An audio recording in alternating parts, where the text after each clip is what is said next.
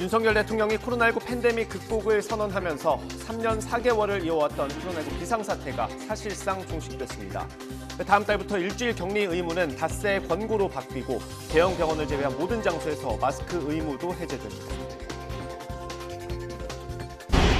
더불어민주당 김남국 의원의 가상자산 보유가 국회의원 입법 과정의 이해충돌 논란으로 확산하고 있습니다. 민주당이 자체 진상조사에 착수한 가운데 국회 정무위원회에는 김 의원의 이상거래 의혹을 통보한 금융정보분석원장이 출석합니다. 국민의힘 윤리위원회가 설화 논란을 빚은 김재원 최고위원에게 당원권 정지 1년, 태영호 전 최고위원에게 당원권 정지 3개월 결정을 내렸습니다. 열흘 만에 최고위 회의를 재개한 김기현 대표는 정치인의 말은 천금 같아야 한다며 송구하다고 말했습니다. 지난해 가파른 금리 인상의 여파로 감소세를 보여왔던 은행 가계대출이 석 달 만에 다시 증가했습니다. 주택거래와 빚투자의 영향으로 보입니다. 뉴스앤 이슈 2부 시작합니다. 간호법 제정에 반대하는 의사와 간호조무사를 포함한 13개 보건의료단체가 오늘 2차 부분 파업을 진행합니다. 이번에는 치과 의사도 휴진에 참여하는데요. 취재기자 연결해 알아보겠습니다. 김연아 기자. 네, 사회 2부입니다. 네, 부분 파업 두 번째입니다. 얼마나 영향이 있겠습니까? 네, 이번 2차 파업은 1차보다 규모가 더 커진 만큼 진료 차질 여파도 조금 더 있을 것으로 예상됩니다. 오늘 부분 파업엔 의사협회와 간호조무사협회 등 13개 단체가 참여하는데요. 특히 1차 땐 간호조무사가 중심이었지만 이번엔 응급구조사와 방사선사, 요양보호사 등 다른 직역들도 연가투쟁 형식으로 참여합니다. 여기에 치과의사협회도 동참을 결정해 휴진하는 치과가 나올 것으로 보이고 동네 의원들 가운데서도 단축 진료하는 곳들이 좀 더 늘어날 전망입니다. 지난 3일 1차 대회에서는 의료연대 추산으로 서울 3,000명 등 전국에서 2만 명이 파업에 참여했는데 이번엔 좀 더 규모가 커지는 만큼 진료를 받아야 한다면 방문 전 미리 문의하시는 게 좋겠습니다. 정부는 진료 차질에 대비해 어제 긴급 상황 점검 회의를 열고 소방청 및 응급의료기관과 긴밀하게 협력해 응급 환자가 발생할 경우 적시에 치료될 수 있게 하겠다고 밝혔습니다. 간호법 반대가 심한 상황인데요. 간호협회도 사활을 걸겠군요. 네, 간호협회도 장외투쟁에 나섰습니다. 이미 9일부터 간호협회장 등 임원 5명이 간호법 공포를 요구하면서 무기한 단식 중인데 간호법을 공포하거나 제의를 요구하는 시한은 오는 19일까지입니다. 하지만 의협 등은 대통령이 거부권을 행사하지 않으면 17일 총파업에 나서겠다고 경고했는데요. 정리하면 간호협회는 간호법을 거부하면 단체 행동 가능성을 시사했고 간호협회를 제외한 직역들은 간호법을 거부하지 않으면 총파업을 하겠다고 해서 어느 쪽으로 결론이 나든 결국 환자들이 피해를 볼 것이라는 우려가 커지고 있습니다. 지금까지 사회 2부에서 YTN 김연아입니다. 국내 구제역이 4년 만에 다시 발생했습니다. 피해 농가가 현재 3곳으로 모두 같은 지역입니다. 취재기자 연결합니다. 양희력 기자. 농림축산식품부입니다. 네, 구제역이 어느 지역에서 확인됐습니까? 네, 구제역 발생 한우 농가 현재까지 3곳입니다. 우선 어젯밤 충북 청주에 있는 한우 농장 2곳에서 구제역이 확인됐습니다. 2곳 합쳐 360여 마리를 기르는 곳인데 의심 신고가 접수돼 정밀 검사를 했더니 구제역 판정이 나왔습니다. 이후 최초 구제역이 발생한 한우 농가에서 1.9km 떨어진 곳에서도 의심 신고가 들어와 정밀 검사한 결과 구제역으로 확인됐습니다. 국내 구제역 발생은 지난 2019년 1월 이후 4년 4개월 만입니다. 구제역 발생이 추가로 늘어날지 걱정입니다. 정부의 방역 대책 어떻게 진행되고 있습니까? 예, 국내 농가의 구제역이 확인되자 정부는 긴급 방역 조치에 들어갔습니다. 우선 해당 농장에 초동 방역팀과 역학조사반을 파견해 외부인과 가축, 차량의 농장 출입을 통제하고 역학조사에 들어갔습니다. 해당 농장에서 사육 중인 한우는 모두 매몰 처분할 계획입니다. 농장 사이의 수평 전파 차단을 위해 오늘 새벽 0시부터 오는 13일 0시까지 48시간 동안 일시 이동 중지 명령도 발령됐습니다. 대상은 전국 소, 돼지 농장과 도축장 등 축산 관련 시설 종사자와 차량 등입니다. 또 발생 지역 오염을 차단하기 위해 청주시와 인접 7개 시군 소재 농장과 주변 도로에는 집중 소독을 실시합니다. 이번 구제역 발생으로 구제역 청정국 지위 획득에 차질이 예상된다고요? 그렇습니다. 정부는 이번 달 세계 동물보건기구로부터 구제역 백신 접종 청정국 지위를 얻을 예정이었습니다. 그런데 농식품부 관계자에게 물어봤더니 이번에 구제역이 발생하면서 청정국 지위 획득이 어려워질 것으로 보인다고 밝혔습니다. 정부는 구제역 청정국 지위를 얻은 다음에 올해 한우 수출량을 지난해의 5배 수준으로 늘리겠다는 계획도 세웠는데 수정이 불가피해 보입니다. 구제역은 소와 돼지, 양 등이 바이러스에 감염돼서 발생하는 질병으로 전염성이 강해서 국내에서는 제1종 가축 전염병으로 지정돼 있는데요. 앞서 우리나라는 지난 2014년 5월 구제역 청정국 지위를 얻었지만 같은 해 7월에 구제역이 발생하면서 2개월 만에 지위를 잃은 적이 있습니다. 지금까지 농식품부에서 YTN 양희력입니다. 국내에서 우한 폐렴 첫 확진자가 나오면서 일괄 접촉자로 구분한 뒤 모두 자가격리 조치를 하도록 하겠습니다. 한 달 만에 감염병 위기 경보가 최고 수준으로 격상됐습니다. COVID-19 can be characterized as a pandemic.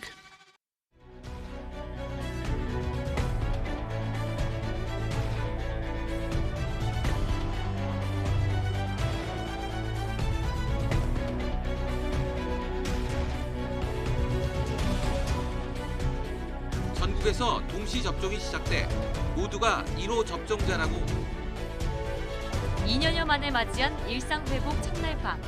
시민들은 모처럼 만의 자유를 만끽했습니다. 국제적 공중보건 비상사태가 끝나게 됐습니다. 이제 마스크도 해제되고 좀 기쁜 마음으로 팬데믹을 극복할 수 있었습니다.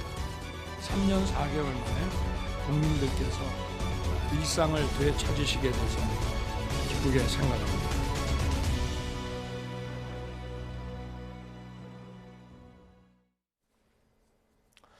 그 3년 4개월 만에 코로나19 비상사태가 사실상 종식됐습니다. 윤석열 대통령은 오늘 코로나19 중앙재난안전대책본부 회의를 주재하고 팬데믹 극복을 선언했습니다.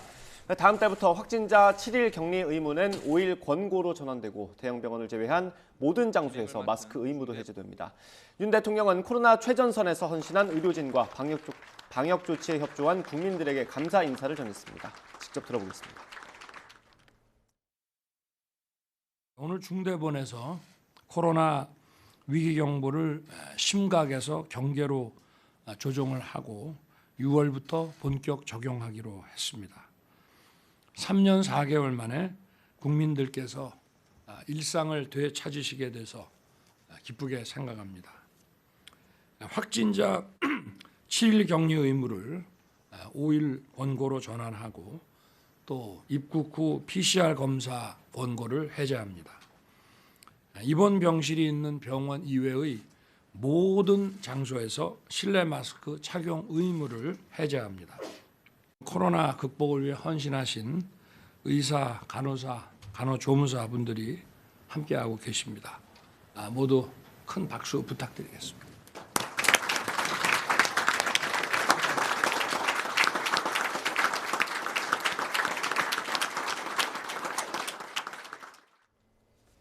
네, 정말 긴 시간이었습니다. 그동안 신천지 집단 감염부터 마스크 대란, 사적 모임 금지까지 이 어려운 시간을 모두 함께 견뎠습니다.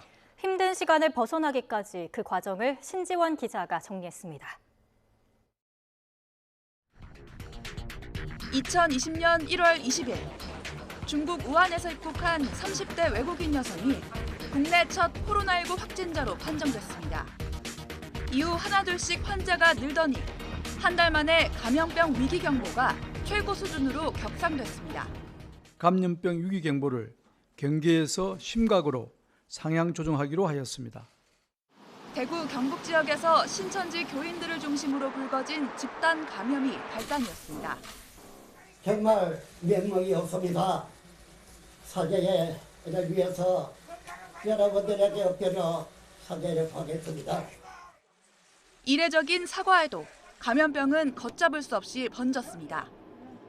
전 세계적인 팬데믹 선언에 본격적인 거리 두기가 시작됐고 생애 한 번뿐인 돌잔치, 결혼식은 기약 없이 미뤄졌습니다. 결혼식장 음식 먹으러 오거나 이런 것도 다 먼저 다 취소를 한 상황이었고 불안한 시민들은 마스크 한 장에 의지했지만 이마저도 전국적인 품귀 대란이 벌어졌습니다. 벌써 매진되고 없어요. 돈은 없어도 마스크가 집에 있으면은 부자라고 생각 들 정도로 마스크가 귀해요. 의료 체계가 한계에 이른 상황에도 자원봉사자와 의료진의 헌신은 빛났습니다. 힘들지만은 어떡합니까? 모두들 회복이 빨리 될 수 있도록 저희도 그런 마음가짐으로 응원하면서. 그러나 유흥가와 종교단체 등 밀집 지역에서 집단 감염이 되풀이되면서 2021년 여름 저녁 6시 이후 2명까지만 모일 수 있는 초간력 거리두기가 시행됩니다.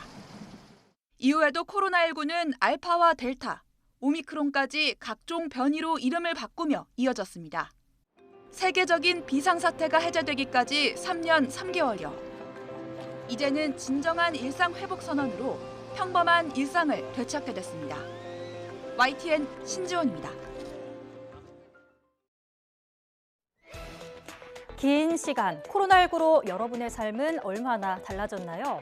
서울시가 서울에 사는 만 18세 이상 남녀 1,000명을 대상으로 온라인 설문을 진행했습니다. 결과를 보니 코로나19 이전 야간 활동의 대부분을 차지했던 회식이 감소했다. 이런 답변이 64.4%를 기록했습니다. 사회적 거리두기로 인한 집합 금지가 원인이었죠. 또 코로나19 이후 유흥 활동과 회식에 대해서도 줄어들기를 희망한다. 이런 답변이 39.7%로 증가하기를 원하는 답변보다 많았습니다. 회식이 줄어들었기 때문일까요? 관심은 자연스럽게 나만의 취미로 옮겨가는 모습입니다. 서울 시민 10명 가운데 7명이 야간 활동을 활성화할 필요가 있다고 답한 겁니다. 여기서 말하는 야간 활동이란 오후 6시부터 이튿날 오전 6시 사이 야간 개장 시설 방문과 경관 관람, 체험 활동 등을 모두 포함합니다. 응답자들은 다양한 시민 문화를 즐기고 싶다, 가라앉은 경제를 활성화할 필요가 있다고 답했는데요. 이제 코앞으로 다가온 완전한 일상 회복, 코로나19 이전과 다른 어떤 모습이 펼쳐질지 관심이 쏠립니다. 주가 조작 의혹의 핵심 인물인 투자자문업체 라더견 대표의 구속 여부가 이르면 오늘 결정됩니다. 영장 심사를 위해 법원에 출석한 라 대표는 시세 조종 혐의를 인정하는지, 여러 법인이 자금 세탁 용도로 활용했는지를 묻는 취재진에게 아무런 답을 하지 않았습니다. 라 대표는 투자자들로부터 휴대전화와 증권 계좌 등 개인정보를 넘겨받은 뒤 매수와 매도가를 미리 정해놓고 주식을 사고 팔아서 시세를 조종하고 금융당국의 허가 없이 투자자들의 개별 계좌를 이용해 거래한 혐의를 받고 있습니다.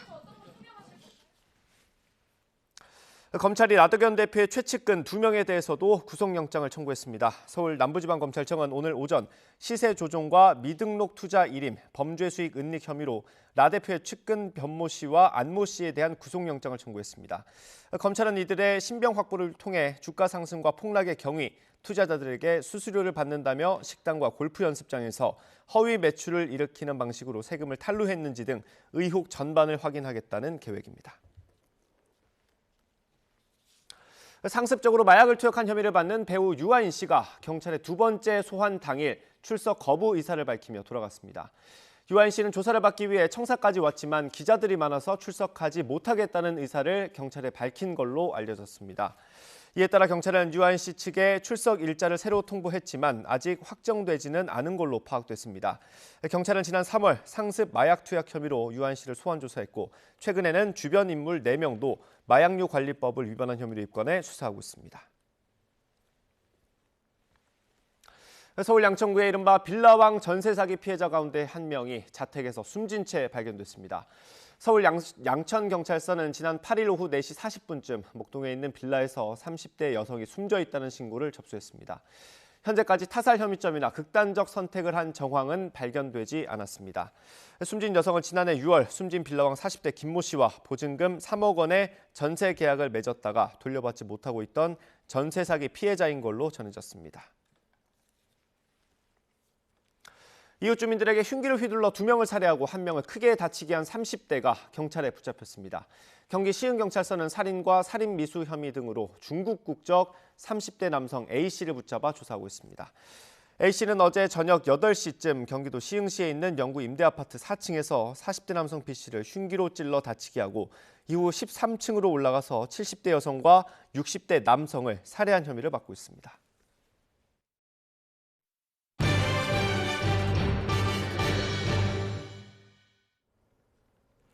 국민의힘 윤리위원회가 이딴 설화 등으로 논란을 빚은 김재원 최고위원에 대해 당원권 정지 1년, 태영호 의원에 대해선 당원권 정지 3개월 징계를 의결했습니다. 최고위원직 자진 사퇴 여부가 두 사람의 징계 수위에 영향을 준 거로 보이는데 김 최고위원이 내년 총선에서 공천을 받는 건 사실상 불가능해졌습니다. 정현우 기자입니다. 한 차례 징계 결정을 미뤘던 국민의힘 윤리위원회가 예고한 대로 최고위 회의를 하루 앞두고 칼을 빼들었습니다. 김재원 최고위원은 1년, 태영호 의원은 3개월 동안 각각 당원권을 정지시켰습니다. 당원 김재원 최고위원 당원권 정지 1년, 당원 최영호 전 최고위원 당원권 정지 3개월. 5.18 정신을 폄훼하고 전광훈 목사의 우파 천하통일 발언 등을 한 김재원 최고위원은 물론 대통령실의 공천 개입 논란을 불러온 태영호 의원의 녹취 파문 등을 심각한 해당 행위로 본 겁니다. 민심과 동떨어진 언행에 대한 당 윤리위의 지적은 같았지만 징계 수위가 달라진 데는 최고위원직 자진 사퇴 여부가 영향을 준 것으로 보입니다. 윤리위 개최에 앞서 스스로 자리에서 물러난 태 의원의 경우 정상을 참작했던 겁니다. 최고위원직을 사퇴하려고 합니다. 당과 대통령실에 그리고 우리 당원들에게 큰 누가 된 점 진심으로 사죄드립니다. 징계를 결정한 당 윤리위 역시 이런 배경을 굳이 부인하진 않았습니다. 혹시 최고위원 사퇴 여부나 이런 것들이 좀 결정 미쳤는지만 결과를 보시는 당원으로서 권리를 행사하지 못하는 기간에 차이가 나면서 두 사람의 내년 총선 공천 가능성도 엇갈리게 됐습니다. 불씨를 살린 태영호 의원과 달리 김재원 최고위원은 1년이 채 안 남은 내년 총선에서 국민의힘 후보로 나서는 건 사실상 불가능해졌습니다. 결과를 받아든 김 최고위원은 송구스러운 마음뿐이라며 앞으로도 당과 나라의 보탬이 되겠다는 짧은 입장만 내놨습니다. 반면 태 의원은 윤리위 결정을 겸허히 수용하겠다며 거듭 사죄 의사를 표명했습니다. YTN 정현우입니다. 국민의힘 중앙윤리위원회는 태영호 의원과 김재원 최고위원에 대한 징계 논의를 이례적으로 속전속결로 마무리 지었습니다. 총선까지 1년이 채 남지 않은 상황에서 민심 악화를 막아야 한다는 당의 위기감이 반영된 거로 보이는데요. 중징계를 받은 김 최고위원의 반발 가능성이 변수로 꼽힙니다. 조성우 기자입니다. 국민의힘 태영호 의원과 김재원 최고위원에 대한 징계 결정은 당 윤리위원회가 절차 개시를 선언한 지 나흘 만에 이뤄졌습니다. 한 차례 징계 결정을 미루기는 했지만 불과 이틀 뒤에 다시 회의를 열어 결론 내린 겁니다. 지난해 이준석 전 대표에 대해 당원권 정지 6개월 결과가 나오기까지 징계 개시부터 80일 가까이 걸린 것에 비춰보면 상당히 빠른 결정입니다.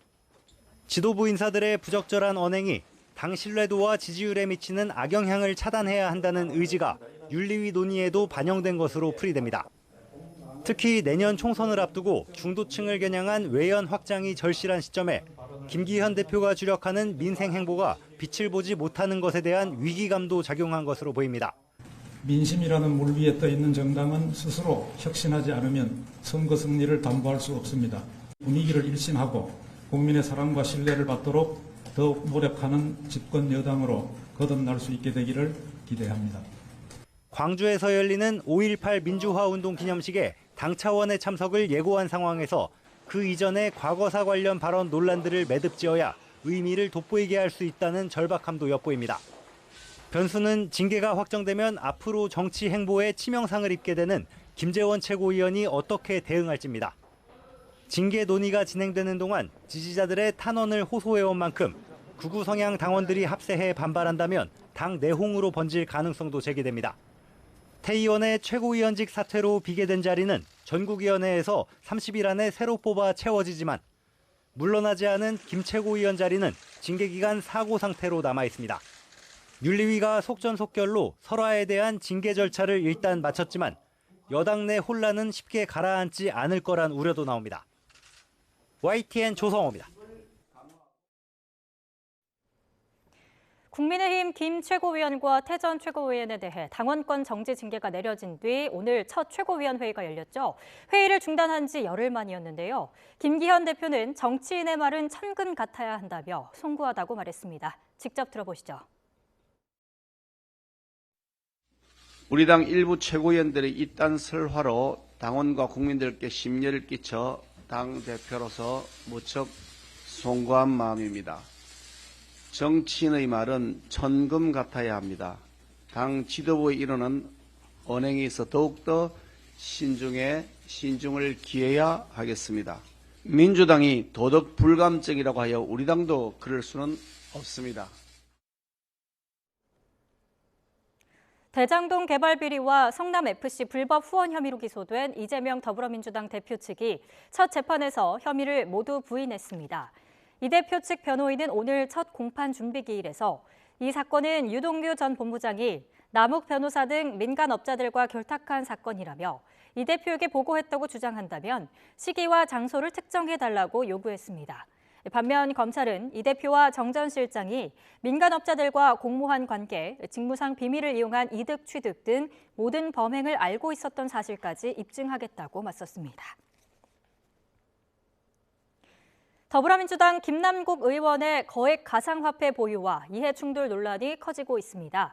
김 의원의 이상거래 의혹을 검찰에 통보한 금융정보분석원 FIU 원장이 잠시 뒤 국회 정무위 현안 질의에 출석하는데요. 국민의힘 위원들은 이 자리에서 김남국 의원의 가상화폐 이상거래 의혹을, 민주당 위원들은 하한가 사태를 불러온 최근 주가 폭락 사태와 조작 의혹에 대한 금융당국의 감독 책임을 집중 추궁할 거로 예상됩니다. 민주당은 김남국 의원의 가상자산 진상조사단이 오늘 첫 회의를 열었습니다. 팀장인 김병기 의원은 전반적인 것을 살펴보겠지만 이해충돌 여부까지 살펴봐야 하는지는 내부에 이견이 있다고 말했는데요. 함께 들어보겠습니다. 전반적인 것을 살펴보겠습니다. 그런데 이해 충돌 여부까지 살펴봐야 되는지는 그거는 이론이 있습니다. 김남국 의원이 혹시 추가로 자료 제출한 게 있나요? 자료 제출을 요청할 겁니다. 어떤 자료를 요청하실 건지? 전체적인 자료. 예. 의원 전수조사 같은 경우에는 그건 저희 영역이 아닙니다. 김남국 의원의 가상화폐 보유 의혹이 여러 논란으로 확산하고 있습니다. 게임학회에선 관련 입법 과정에서 국회 로비가 있었다는 의혹까지 제기한 상황입니다. 어떤 내용인지 직접 들어보겠습니다. 한국게임학회 위정현 회장님 모셨습니다. 어서 오십시오. 반갑습니다. 예, 안녕하십니까. 일단 시청자 여러분들의 이해를 돕기 위해서 지금까지 상황을 좀 짧게 정리를 해보겠습니다. 김남국 의원이 가상화폐에 큰돈을 투자한 게 논란이 됐고요. 그게 위믹스라는 코인으로 알려졌죠. 그리고 이 위믹스는 게임 회사인 위메이드가 발행한 거고 위메이드는 궁극적으로 이 위믹스를 자신들의 게임 안에서 유통되도록 돈처럼 유통되도록 하는 걸 목표로 하고 있고요. 아니, 한 가지 정정하면 예. 게임 안에서뿐만 아니라 게임 바깥에서도. 바깥에서는 코인 시장에서 또 되니까요. 예, 그러니까 안과 밖. 예, 그렇죠. 그렇게 정리하면 될 것 같고 이게 게임을 통해서 돈을 버는 형태를 추구하고 있는 건데 그러면 이걸 법을 바꿔야 되는 상황입니다. 그래서 이 입법 과정과 위메이드 투자, 위믹스 코인 투자가 좀 연결되어 있는 거 아니냐 이런 의혹이 나오고 있는 겁니다. 일단 회장님 모셨으니까 이 학회가 어떤 학회인지 좀 설명을 해주시면 좋을 것 같습니다. 저희 한국게임학회는 한국 게임 산업을 대표하는 게임 산업에 관련된 연구라는 교수님들의 조직입니다. 학술단체입니다. 그래서 게임이 이제 융복학 산업이기 때문에 예를 들면 공학, 그리고 예를 들면 경영 또는 아트 이런 어떤 전공한 교수님들이 모여 있는 국내 최대의 어떤 게임 관련 학회입니다. 예, 오래됐죠? 3년 됐습니다. 거기서 한 6년 정도 회장을 하셨다고 들었습니다. 올해 지금 6년째입니다. 예, 알겠습니다. 예. 그 개념 정리 그리고 학회 소개 간단하게 했고요. 일단 이 P2E라고 하죠. P2E 게임이라고 하는데 이제 게임에서 돈을 버는 건데 이게 일단 우리나라에서는 금지가 돼 있는 상태죠. 예. 설명을 좀 해주시겠습니까? 예, 우리나라에서는 금지되어 있습니다. 우리나라는 이제 게임의 특히 이제 P2E의 핵심이 환전입니다. 그러니까 게임의 머니, 게임 내에서 획득한 머니를 돈으로 바꾸는 이게 이제 핵심입니다만 그 부분이 2008년경인가요? 바다 이야기가 네. 대한민국 전체를 강타한 적이 있었는데 그 이제 문제를 극복하는 과정에서 해결하는 과정에서 게임 산업법에 게임 진흥법에 그러니까 금지하는 조항이 들어가 있습니다. 예. 그런데 대외 외부에서도 이제 외국의 사례를 많이 이제 그 지지하는 분들이 이야기하는데 이 부분을 합법화해가지고 하는 나라는 별로 없고 단지 그냥 그레이존 그리고 실제로 명확하게 금지하는 나라, 예를 들면 우리나라, 중국, 베트남 같은 나라는 그걸 허가하지 않고 있습니다. 네. 그런 점에서 현재 이제 P2E 어떤 게임 자체가 게임 산업에 도움이 된다라고 하는 발언이 있는데 그건 전혀 잘못된 이야기죠. 예, 이게 조금 혼란스러울 수 있을 것 같아서 보통 그 모바일 게임 할 때도 뭐 자녀들이 뭐 현금으로 아이템 사가지고 요금 많이 나왔다 이런 얘기들도 하기도 하는데 지금도 살 수는 있는 거죠, 아이템을 돈 들여서? 예, 아이템을 돈 들여서 사는데 이제 그게 또 하나 이제 이게 이번에 이제 사태와 코인하고 맞물리니까 확률형 아이템이라는. 그래서 예를 들면 게임에서 아이템을 살 때 그냥 아이템이 나오지 않고 박스 속에 들어있어 포장돼서 나온다고 생각합니다. 근데 그 포장을 들여다볼 수가 없는 거죠. 그래서 그걸 뜯어볼 때 뭐가 나오는지 아는데 거기 꽝이 나오면 반복해서 사게 합니다. 그래서 그것과 P2E는 강하게 연동돼 있습니다. 예, 어쨌든 지금 사는 건 그러니까 소비자들이 사는 건 가능하지만 그 게임 안에서 이걸 사고 파는 행위는 금지가 돼 있는 거고요. 예, 게임 밖으로 못 나오게 돼 있는데 이번 사태 이제 위믹스 같은 경우는 그걸 밖으로 끌어냈던 거죠. 예, 알겠습니다. 그러면 이거를 허용하지 않는 이유는 뭡니까? 거기 사행성 이슈죠. 예를 들어 이제 바다 이야기로 우리나라가 완전 초토화됐었는데 그것 때문에 아케이드 산업이라는 게임의 한 부분이 완전 소멸해 버렸습니다. 그래서 전 세계 게임 시장의 한 30%를 차지하고 있는 아케이드 게임이 없어지는 그런 우리는 뼈아픈 경험이 있기 때문에 만약에 P2E를 해가지고 예를 들면 청소년들이 공부 않고 학교 안 가고 그것만 하고 있다고 생각을 해보십시오. 이건 너무나 심각한 일입니다. 두 번째는 뭐냐면 역시 이제 코인 발행과 관리, 운영의 주체에 대한 문제입니다. 그래서 지금 얼마 전에 이제 위메이드도 이제 유통량 30%가 부풀려졌다. 그러니까 신고를 하지 않았다 해서 상장 폐지가 되지 않았습니까? 됐다가 다시 일부는 복귀했죠. 하나의 거래소에 들어왔죠. 그래서 나머지 3개는 아직 하지 않고 있죠.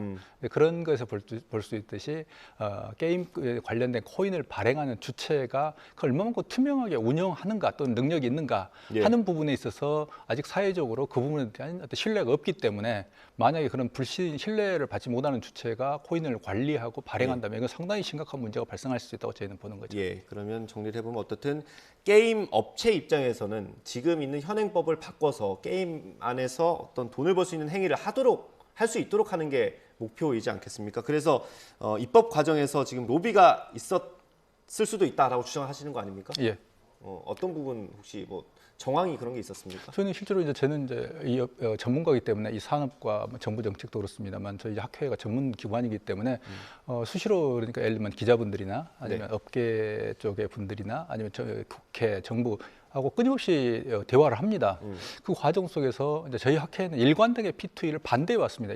위험 때문에. 근데 계속 국회를 흔들어대는 것 같다는 이야기들이 계속 나오는 거죠. 그리고 실제로 그게 표면적으로 분출이 되는 거죠. 대표적인 게 뭐냐면 P2E를 합법화해야 된다라는 이야기들이 결국에는 국회나 작년 국정감사에서 나왔고요. 그리고 최근에는 이제 국무조정실에서 P2E 합법화를 전제로 한 용역도 발표를 했고요.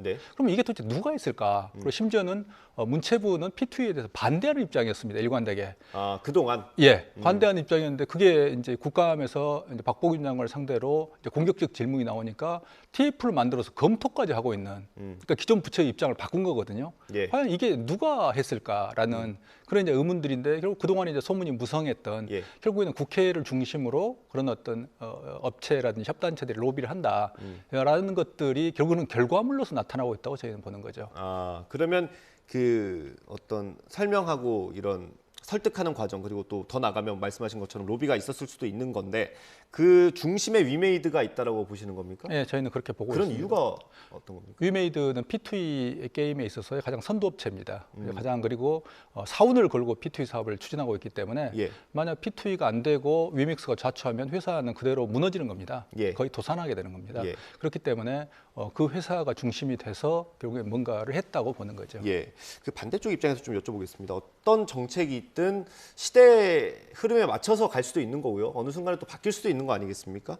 또 이게 어떤 기업이 국회의원을 상대로 설명하고 설득하는 과정 자체를 불법적이라고 볼 수는 없는 거 아닙니까? 예, 그렇습니다. 그런데 예를 들면 이런 걸 생각해 볼 수 있습니다. 예를 들어 이번에 이제 김남국 의원 사건 때 우리가 확실하게 알았는데 네. 사실은 그 전에 이제 제가 대선에 이재명 후보의 대선에 게임 메타버스 특보 단장이었습니다. 누가? 제가. 그런데 예. 거기에서 근데 저희는 일관되게 그 이제 특보단 내에서도 P2E에 대해서 반대해 왔었거든요. 예. 그런데 거기에서 NFT 펀드를 발행한다는 그걸 발표가 됐고, 예. 그리고 후보 입에서 예를 들면 P2E 게임을 허용을 검토한다는 이야기들이 나오는 겁니다. 예. 근데 저희는 그거에 대해서 정말 큰 충격을 받았고요. 저희는 그때 어떻게 생각을 했냐면 이게 아마 업체 로비라고 생각을 했습니다. 그래서 양쪽, 왜냐하면 민주당뿐만 아니라 국힘당에도 국민의힘에도 그런 것들을 설득하는, 그래서 양당이 다 검토하겠다고 이야기가 후보들이 나왔거든요. 이야기가. 근데 저 같은 경우는 그걸 보면서 이게 어떻게, 근데 저희가 이제 금지해야 된다는 입장이 밀리는 겁니다. 예. 그래서 저는 어떻게 생각했냐면, 야, 그 참 세다, 누군가 로비가. 라고 생각을 했는데 나중에 보니까 이번에 결국에는 그 이제 중심에 김남국 의원이 있었지 않습니까? 예. 이제 모든 게 이해가 되는 겁니다. 그 상황이. 그 정리를 해보면요, 이게 좀 민감할 수 있는 부분이니까요. 네. 당시 대선 그 이재명 캠프의 특보로 있었다. 특보 단장. 특보 단장이셨습니까? 그러면 그때 그 회장님께서는 회장직을 가지고 계실 때 아닙니까? 예. 그때부터 P2E 게임이 합법화되는 거는 반대를 해왔고요. 아니요, 그때 아니죠. 그 전부터. 저희는 이미 P2E 게임 초기부터 반대했어요. 예. 저희 학회는 일관된 입장을 가지고 있습니다. 예. 근데 그런 의견을 묻고 자문을 구하기 위해서 특보 단장을 맡긴 거 아닙니까? 그렇습니다. 근데 단장 의견과는 다른 방향으로 갔다는 거잖아요. 예.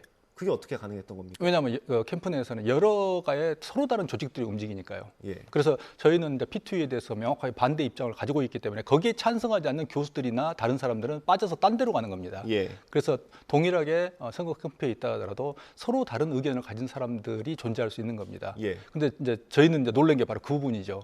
게임 메타버스라는 것들을 특보단, 즉 자문을 하는 그 기관을 만들어 놓고 저희를 무시하고 그런 식의 어떤 복주가 가능했다는 게 이게 도대체 뭐지라는 그런 의구심을 가지고 있었죠. 그러니까 특보단 자체는 P2E 게임을 합법화하는 걸 반대를 했는데 다수의 의견이 찬성하는 쪽으로 기울었다. 다수라고 볼 수는 없습니다. 예. 그런데 어쨌든 그게 후보 입을 통해서 나오고 어떤 P2E 업체를 후보가 방문하고 이런 스케줄이 왜 나왔는가에 대해서 저희는 의구심을 가지고 있었던 거죠. P2E 업체를 방문했었습니다. 업체를 방문했습니다. 그 이미 보도가 됐습니다. 그게 어떤 기업이었습니까? 그때 이름 잘 기억이 안 나는데 게임 업체입니까? 게임 업체입니다. 예, P2E 게임을 하는 업체를 방문해서 거기에서 의견을 청취하는 그런 후보 일정이 있었습니다. 제가 이해가 하나 안 돼가지고요. P2E는 우리나라에서는 지금 불법인데 P2E 업체가 있다는 게 이해가 잘 안 돼가지고요. P2E를 하는 게임 업체입니다. 그러니까 개발하는 업체입니까? 예, P2E 게임을 개발하고, 그러니까 P2E하고 P2E는 결국 코인의 이슈인데요. 게임과 코인을 교환할 수 있는 그런 게임을 개발하는 이제 개발사라고 보시면 됩니다. 예, 알겠습니다. 그게 이제 국내에도 여러 개가 있습니다. 예, 회장님께서는 그런 일을 겪으셨고 지금 이런 사태가 터지니까 뭔가 연결고리가 있는 거 아니냐 이런 의혹을 제기하시는 거고요. 그 어제 성명 내신 것 중에 보니까 국회에 있는 보좌진까지 좀 이렇게 의심을 하시는 것 같습니다. 그런 배경이 있을까요? 예, 그러니까 왜냐하면 결국에는 이제 국회의원들의 P2E까지 발언이 있을 때 의원들의 생각은 아닐 겁니다. 그러니까 의원들을 누군가가 설명하고 설득하는 게 보좌진의 역할입니다. 네. 그런 점에서 본다면 결국에는 저희가 이제 이익 공동체라고 표현했습니다만 누군가가 예를 들면 거기에 대해서 위믹스를 가지고 있거나 또는 과거에 보유했거나 이러면 결국에는 그 가치를 끌어올리기 위해서 뭔가 액션을 취할 거고 거기에서 이제 보좌진들이 상당히 중요한 역할을 할 것이라고 예측이 되는 거죠. 예. 그래서 이번 기회에 단지 의원을 넘어서서 보좌진을 조사하지 않으면 사실 전모가 드러나지 않을 것이다라고 생각을 하는 거죠. 그래서 중점적으로 들여봐야 될 거는 어떤 부분이라고 보시는 거예요? 결국에는 이제 현재 상태에서 이제 구체적인 조사는 아마 수사기관에서 하겠습니다만, 예를 들면 국회 차원에서 할 수 있는 것은 전수조사를 해가지고 의원과 보좌진 전체에 대한 위믹스 코인을 보유했는가, 그다음에 보유한 적이 있는가. 그러니까 현재 보유했는가, 그다음에 과거에 보유한 적이 있는가에 대해서 간단한 질문 2개만 던져서 거기에다 나중에 정치적 책임을 물으면 되고, 만약에 거짓말했으면 정치적 책임을 물으면 되는 거죠. 예, 그냥 샀다는 것만으로도 책임을 물어야 됩니다. 물어야 되는 거죠. 왜냐하면 거기에 대한 가능성, 미래에 대한 가능성을 안고 예를 들면 거기에 대해서 위믹스 가격을 올리려는 또는 P2E를 합법화하려는 행위를 했다면, 그리고 충분히 보좌진 사이에서도 많은 교류들이 있거든요. 그럼 서로가 그런 걸 하면서 예를 들어 어떤 법안을 발의할 때 함께 발의할 수 있고 의원을 이제 설득하는 거죠. 그리고 또는 이제 의원에게 예를 들면 뭐 위믹스를 사라고 권유할 수도 있는 거고 그런 여러 가지 가능성이 있기 때문에 저는 그 내용을 들여다봐야 된다고 생각하는 겁니다. 그러니까 어떤 그 위믹스를 만든 그 위메이드 관계자들이 국회에 와서 설명하는 과정에서 어떤 정보가 나왔을 수도 있다. 네, 저희는 그렇게 생각합니다. 왜냐하면 위믹스가 예를 들면 이제 최근에 이제 이런 상황, 그 바이낸스라는 최대 거래소가 있습니다. 예를 들면 위믹스가 지금 상장 폐지가 됐고 하나만 지금 거래하고 있지 않습니까? 4대 그 닥사 중에서. 그런데 만약에 글로벌 최대 거래소는 만약에 바이낸스에 상장한다. 이건 아마 또 한 번 위믹스가 폭등할 수 있는 호재입니다. 예. 근데 그런 정보를 만약에 사전에 알고 있다면 예. 그 바이낸스나 이런 데하고 만약에 한다면 그 설득하는 과정은 꽤 오랜 시간이 걸리거든요. 예. 그건 내부인 아니고는 알 수 없습니다. 그런 점에서 내부 정보를 만약에 누군가가 접근할 수 있다면, 외부인이 접근할 수 있다면 네. 그건 엄청난 돈을 벌 수 있는 기회입니다. 뭐 일각에서는 그런 얘기도 합니다. 그 위메이드가 만든 위믹스 코인이 상장 폐지됐던 게 어떤 거래량을 조작한 거 아니냐 이런 의심이 있었기 때문 아닙니까? 그래서 그런 것들이 사실 국회의 어떤 로비하는 수단으로 활용된 거 아니냐 이런 의혹도 있던데 그거에 대해서 어떻게 생각하세요? 근데 저도 그건 가능성이 있다고 생각을 합니다. 확인을 해야 되는 부분이고요. 예, 뿐만 아니라 또 하나 이제 우리가 주의 깊게 들여다보니까 위믹스 상장 전 이슈입니다. 네. 상장 전에는 결국 그 프라이빗 세일이라고 이제 부르는데 한 위믹스 그 당시에 기사를 보면 10% 정도가 프라이빗 세일, 즉 특정 개인에게 할당할 수 있거든요. 네. 그 부분이 지금 전혀 지금 건드리지 않고 있는데 상장 전이 중요합니다. 또 하나. 예, 말씀하십시오. 네, 상장 전, 그러니까 프라이빗 세일이라는 것들에 대해서 그것도 들여다봐야 되는 거죠. 그러니까 누구한테 어떤 가격에 그걸 넘겼는지, 그다음에 특히 이제 예를 들면 위메이드의 그 오너, 이제 박관우 의장 이런 사람들이 도대체 얼마만큼 할당을 받아서 얼마를 가지고 있는지, 또는 회사에서 임직원들을 얼마나 가지고 있는지 이런 것들을 다 들여다볼 필요가 있다는 거죠. 예, 알겠습니다. 저희가 오늘자 기사 나온 게 하나 있어서 좀 여쭤보겠습니다. 그래픽 준비되면 좀 띄워주시겠습니까? 이게 민주당 전용기 의원이 대표 발의를 하고 김남국 의원이 공동 발의자로 이름을 올린 건데 저희가 직전 뉴스앤이슈 일부에서 전용기 의원이 나와서 설명을 했습니다. 이 법안의 취지는 그 게임상에서 이제 확률형 아이템 같은 경우는 이게 그 정보가 모두 공개되는 게 아니니까 그걸 좀 투명하게 관리하자라는 취지였고 이렇게 규정을 해야만 그 룰을 만들 수 있어서 이렇게 했다고 했는데 여기에 있는 가상화폐라는 표현이 법에 올라가는 것만으로도 좀 논란이 될 수 있다고 보시는 겁니까? 논란이 아니라 엄청난 호재이죠. 예를 들면 게임사들은 각각 가상화폐를 발행해서 게임 안에서만 돌도록 하는 구조를 가지고 있는데 그게 만약 밖으로 나올 수 있다면, 그게 코인화될 수 있다면 이건 엄청난 호재고, 그 특히 이제 P2E에서 코인의 대표 간판 스타인, 간판 그 코인인 위믹스가 폭등할 수 있는 엄청난 호재인 거죠. 예. 그래서 저희는 그런 법안에 대해서 저도 이제 그 법안을 충분히 알고 있습니다. 예. 알고 있고 이건 상당히 이건 문제가 있는 법안이라고 당시 생각을 했었고요. 예. 그런데 뭐냐면 그 법안을 발의했을 때 진위가 어땠는지 이거하고 별개로 그게 어떤 효과를 불러왔는지라는 데 우리는 초점을 맞춰 생각할 필요가 있습니다. 예. 알겠습니다. 오늘 말씀은 여기까지 드려야 될 것 같습니다. 오늘 그 회장님의 경험을 토대로 지금까지 나온 상황들을 좀 정리를 해봤고요. 앞으로 아무래도 좀 밝혀야 될 부분이 더 많은 것 같습니다. 지켜보도록 하겠습니다. 네, 한국게임학회 위정현 회장님이었습니다. 감사합니다. 감사합니다.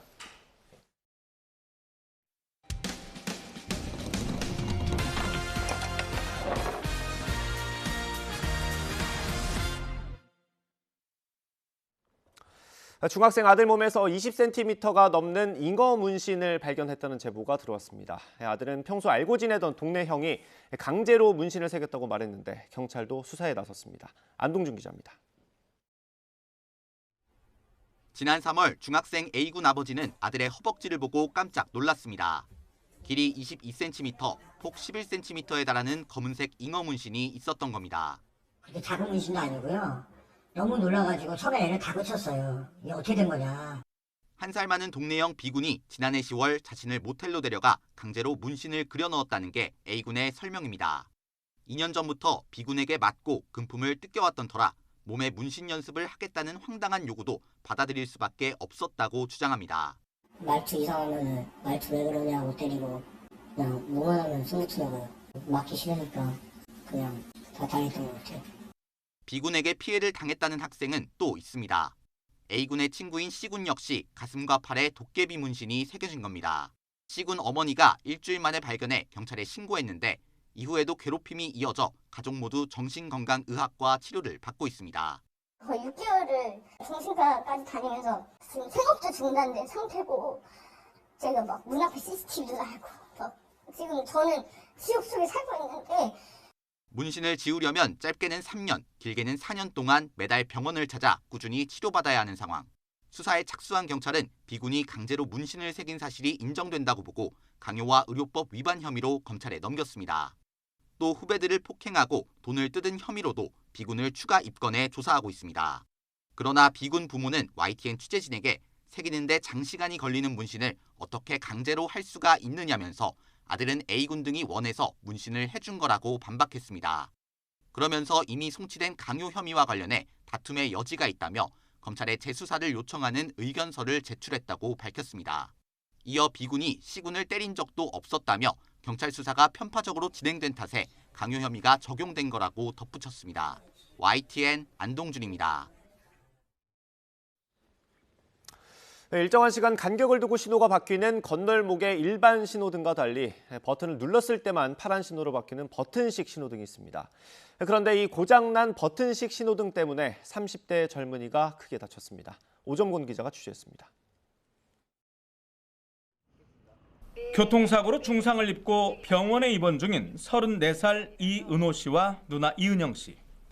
온몸에 골절상을 입은 동생을 대동한 누나는 병원 현관 앞에서 기자회견까지 하는 다소 낯선 풍경을 만들었습니다. 억울함 때문입니다.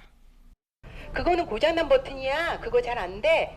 왜 서울이 거주지인 이은호가 전주에서 사고를 당했나 설명드리겠습니다. 7년째 전주국제영화제를 찾던 동생 은호 씨가 교통사고를 당한 곳은 전주 아중역 부근의 삼거리. 보행자가 많은 시내가 아니라서 버튼을 누르면 건널목 신호등이 파란색으로 바뀌는 이른바 버튼식 신호등이 설치되어 있는 곳입니다. 그런데 지난 4월 30일 아침 7시 반쯤 은호 씨가 5분 이상 아무리 버튼을 눌러도 건널목 신호는 파란색으로 바뀌지 않았습니다.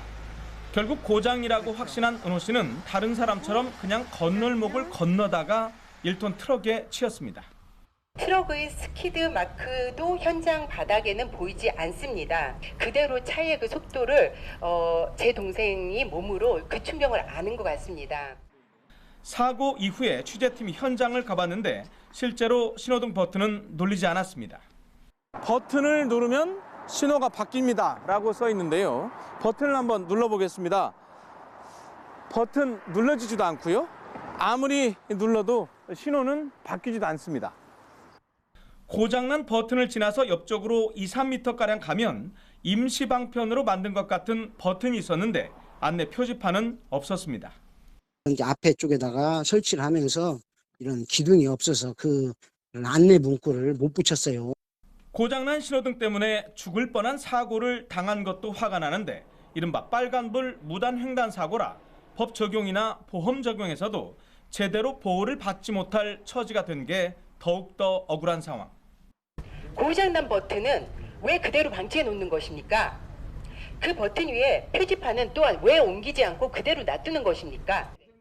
가족들은 제2, 제3의 사고를 막기 위해서 수술을 앞둔 중환자를 대동하고 불가피하게 기자회견을 했다며 행정소송도 진행하겠다고 밝혔습니다.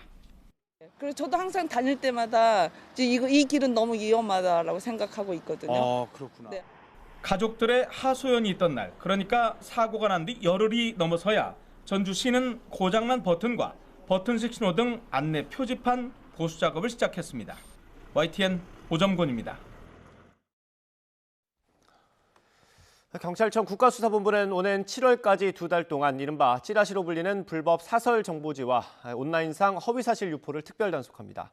특히 악의를 띠고 의도적, 반복적으로 허위사실을 유포하는 행위나 사회 경제적 불안감을 일으킬 우려가 큰 유포 행위에 대해서는 시도 경찰청이 직접 수사하는 등 엄정 대응할 방침입니다. 다만 단순 허위사실 유포와 같은 경미한 사안에 대해서는 가급적 수사에 나서는 대신 방송통신심의위원회와 협의해서 차단이나 삭제 조치를 진행할 계획입니다. 원치 않는 카카오톡 단체 채팅방에 초대돼 난감했던 일, 누구나 한 번쯤 경험해 보셨을 텐데요. 앞으로는 눈치만 보며 소갈이하는 일이 사라질 것 같습니다. 국민 SNS로 불리는 카카오톡의 단체 채팅방 개설 기능, 직장 모임 등에서 다양하게 사용되고 있죠. 하지만 이 채팅방에서 나가면 곧바로 모든 참여자가 알아볼 수 있는 표시가 나타나 부담스러운 상황에 놓이는 경우가 많습니다. 카카오톡이 이런 불편을 개선하기 위해 새롭게 조용히 나가기 기능을 추가하기로 했습니다. 앞으로는 채팅방을 나갈 때 해당 기능을 선택하면 전체 구성원 목록을 확인하지 않는 이상 채팅방을 나간 사람이 누구인지 확인할 수 없습니다. 새 기능을 이용하려면 카카오톡 최신 버전으로 업데이트한 뒤 카카오톡 실험실 항목에서 해당 항목을 활성화하면 됩니다.